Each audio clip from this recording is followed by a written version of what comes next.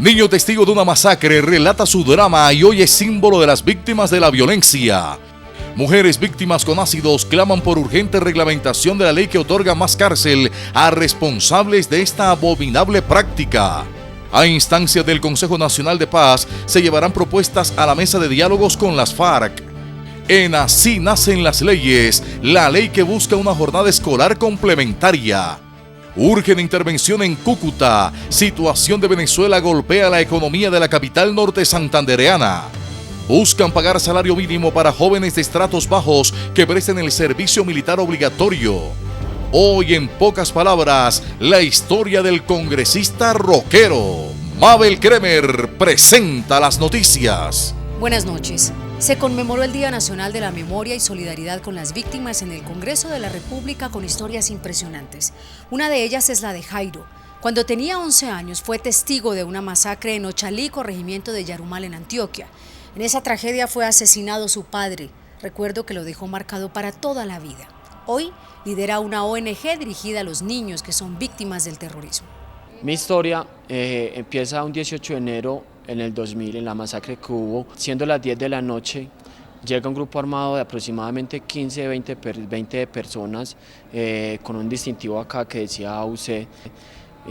A mí me encierran, por ser el niño pues de la familia, me encierran por allá en una pieza, pero a mi familia la empiezan a torturar, a porrearla, amarran a mi papá.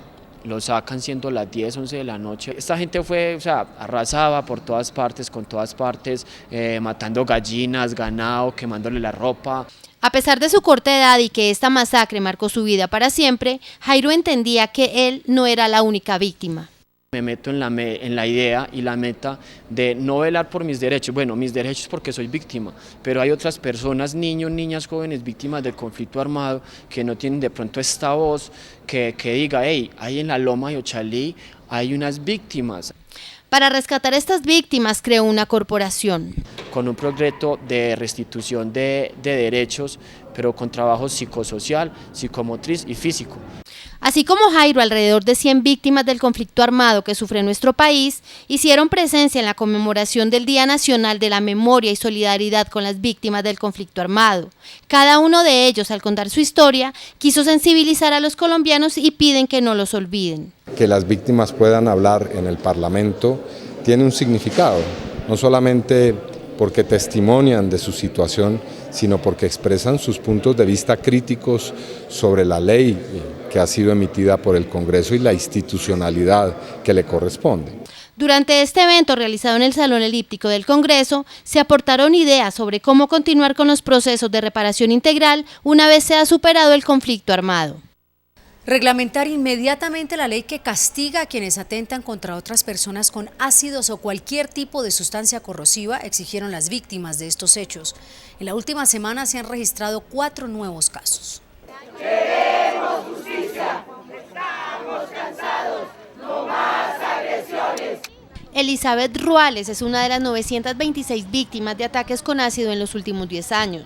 Y a pesar de que estos hechos han sido repudiados, rechazados y perseguidos, en el último año se han incrementado y lo peor de todo es que la mayoría han quedado en la impunidad. Indignadas primero que todo porque a cada ser humano que queman, cada mujer, cada hombre que queman, pues es como volver nosotros a sentir ese dolor de también ser víctimas. Y exigimos que esa ley se apruebe, que estas personas que nos agreden no salgan en la impunidad y se lleven un castigo severo y pues que nosotros como víctimas tengamos acceso a salud, a todos los beneficios que el gobierno colombiano nos debe dar porque están vulnerando nuestros derechos. Además de unirse a esta exigencia, la representante a la Cámara, Gloria Estela Díaz, a través de un proyecto de ley buscará que estos hechos ya no sigan siendo tratados como lesiones personales. Creo que ya es un hecho evidente que este tipo de delito no se puede seguir tratando como algo insignificante y de poca monta.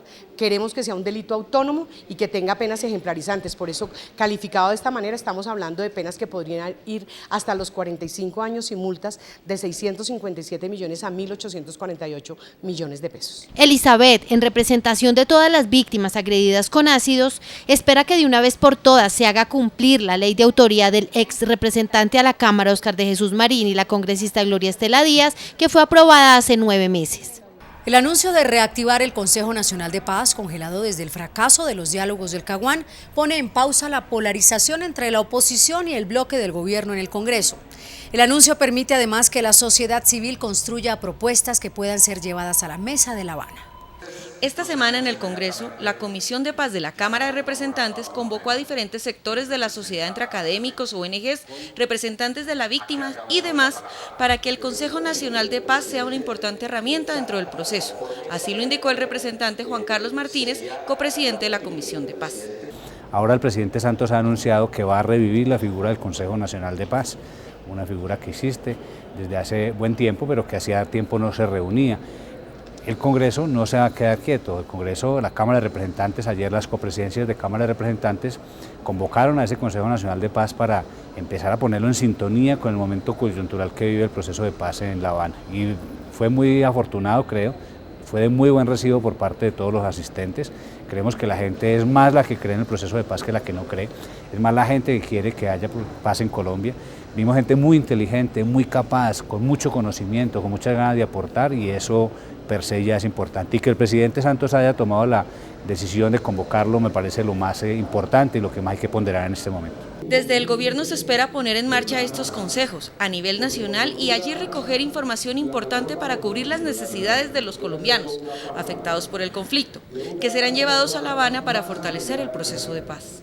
Con muy buenos ojos es vista la presencia de efectivos militares en 10 barrios de Bogotá, donde se ha detectado enorme presencia de bandas criminales, delincuencia organizada, microtráfico y otros flagelos que ponen en jaque a la seguridad de la capital del país. Luego del anuncio del alcalde encargado de Bogotá, Rafael Pardo, de militarizar 10 barrios de la capital del país para contrarrestar la inseguridad, los ciudadanos apoyan la medida. Porque al reforzar la seguridad pues va a haber un poquito menos de delincuencia.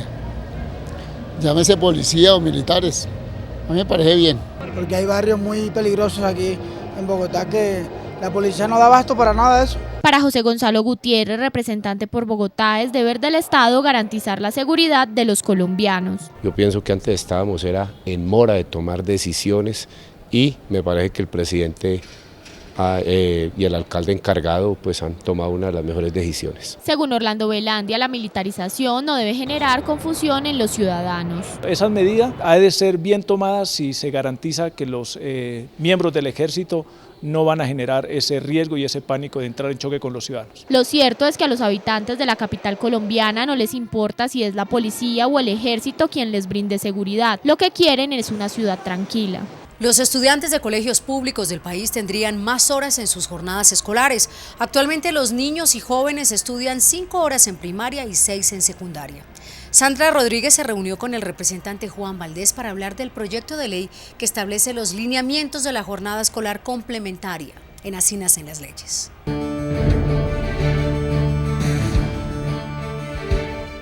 En Colombia muchos colegios privados implementan desde hace tiempo lo que se conoce como programas extracurriculares, que son básicamente lo mismo que pretenden implementar estas jornadas complementarias.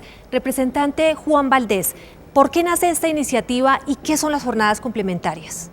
Hoy en Colombia y en el mundo hay una gran discusión alrededor del tiempo que se le dedica para que los niños, niñas y jóvenes aprendan dentro de las instituciones educativas. Y las jornadas complementarias lo que buscan, como su nombre lo indica, es tener un tiempo complementario al del aula de clase, pero ya no en las 4 paredes del salón de clase, sino dedicadas precisamente para que con maestros, con personal profesional capacitado, en otros espacios y ambientes de aprendizaje de ciudad, de región, de municipios, los niños, las niñas y los jóvenes puedan desarrollar otras competencias, competencias culturales, competencias y habilidades deportivas. ¿Qué áreas se reforzarían en ese tiempo complementario o qué actividades diferentes a las que usted ya mencionó desarrollarían los estudiantes en este tiempo? Y esto lo que se busca es desarrollar habilidades culturales, desarrollar habilidades en el aprendizaje de un segundo idioma, mejorar la comprensión, digamos, en todo lo que son habilidades comunicativas que tienen que ver con el lenguaje y el razonamiento también, que es muy importante dentro de las pruebas para nuestros niños, niñas y jóvenes, y habilidades deportivas. Cuéntenos, representante, cuáles son los beneficios que ofrece este proyecto para la educación en general. Varios beneficios. Lo primero es que le está apostando a mejorar la calidad de la educación porque entonces se está dedicando más tiempo. El segundo beneficio es que está demostrado por diferentes estudios internacionales que donde existen jornadas escolares complementarias, nuestros niños tienen mejor desempeño, no solo en las pruebas evaluativas, sino que logran permanecer más en la institución educativa, porque logran, digamos, desarrollar unas habilidades que la educación se les vuelve atractiva, no solamente estar en una clase convencional, sino aprender de una manera diferente. Y el tercer beneficio con el cual gana todo el sistema educativo es porque esto sería el preámbulo a lo que se ha llamado tener en Colombia la jornada única. No se trata de tener una jornada única y pasar de tener doble jornada a jornada única, sino de tener un intermedio que serían las jornadas escolares complementarias. Algunos municipios y departamentos del país vienen implementando estrategias similares que con el proyecto pretenden ser reglamentadas y consolidadas. La próxima semana estaremos presentes con más temas de interés general en Así Nacen las Leyes. Hasta pronto.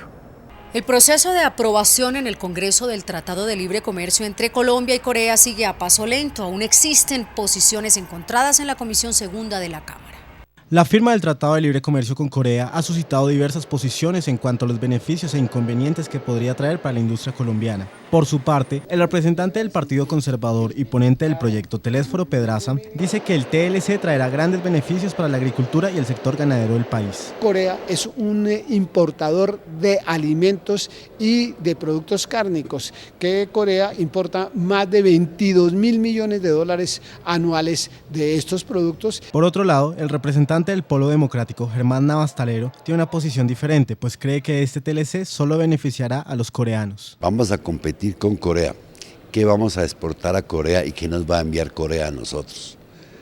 Ya la firma Mazda anunció el cierre de su planta, no es invento nuestro, y el despido de trabajadores. ¿Qué vamos a hacer acá? El TLC seguirá discutiéndose en la Comisión Segunda de la Cámara de Representantes. Tan pronto sea ratificado, entrará en vigencia, pues ya fue firmado por el Gobierno Nacional. Un nuevo llamado de atención al Gobierno Nacional hizo el representante de la Cámara, Carlos León Celis, por la grave situación que vienen soportando los comerciantes de Cúcuta como consecuencia de la tensión política en Venezuela y la devaluación del bolívar. Esta ciudad es la segunda con mayor índice de desempleo y registra un 72% de trabajadores en la informalidad. Se pide una intervención urgente del Estado. Desde el Congreso lo que he venido solicitando es una mayor inversión pública, acelerar todas las obras que se han venido proyectando por parte del Gobierno Nacional para de esta manera jalonar el empleo y crear unas condiciones para que Cúcuta sea una ciudad mucho más competitiva. La mayoría de los jóvenes colombianos que prestan servicio militar obligatorio como regulares o como bachilleres son de los estratos más pobres. Un proyecto de ley buscaría que estos colombianos ganen un salario mínimo durante su permanencia en las Fuerzas Armadas. Los nuevos congresistas le apuestan al posconflicto. Los soldados que presten el servicio militar obligatorio, una vez cumplen la mayoría de edad, deberían tener una remuneración digna. El representante a la Cámara electo por el departamento de Risaralda, Mauricio Salazar, aseguró que apenas se posesione, será el primer proyecto que radique. En este país son los jóvenes de las familias más pobres los que llegan al ejército. Y obvio que eso se convierte en un impuesto para estas familias porque se les resta la posibilidad de tener un ingreso en la medida en que estos jóvenes incorporados al mundo laboral pues devengarían un salario mínimo legal mensual vigente. Estos jóvenes, que en la mayoría de los casos podrían trabajar, deben ser tenidos en cuenta por el Estado porque le entregan 1 o 2 años de su vida más productiva. Ponerlos a trabajar gratis de alguna forma es un impuesto, una carga impositiva a estas familias de escasos recursos económicos. Yo creo que allí hay una injusticia social y eso hay que repararlo. Para el congresista electo, una vez el gobierno logre la paz, los recursos deberían salir de lo que actualmente se gasta en derrotar al terrorismo. Las personas que viajan desde Bogotá hasta Corozal ya no tendrán que limitarse a hacerlo durante tan solo 3 días a la semana. La aerolínea Satena amplió sus frecuencias. A partir del 1 de mayo, el aeropuerto Las Brujas de Corozal recibirá de lunes a viernes los vuelos de la aerolínea estatal Satena que cubren la ruta Bogotá-Corozal, Corozal-Bogotá. Hasta el momento estos vuelos solo se efectuaban 3 días a la semana. Ha sido un gran impulso para seguir potencializando el desarrollo económico de nuestra región. Además de este aumento en la frecuencia de los vuelos, el congresista aseguró que es importante que se agilice la ampliación de la pista. De 1.400 a los 1.800 metros. Eso nos va a permitir que seguramente en el corto y en el mediano plazo podamos tener aeronaves de mayor capacidad también aterrizando en el aeropuerto de Las Brujas de Corozal y también nos va a permitir mayores frecuencias y seguramente mayores operadores comerciales que seguramente también estarán operando la frecuencia. Aseguró que sin duda estos avances se constituyen en factores fundamentales para jalonar el desarrollo económico de la región, especialmente en el sector turístico. El gobierno del presidente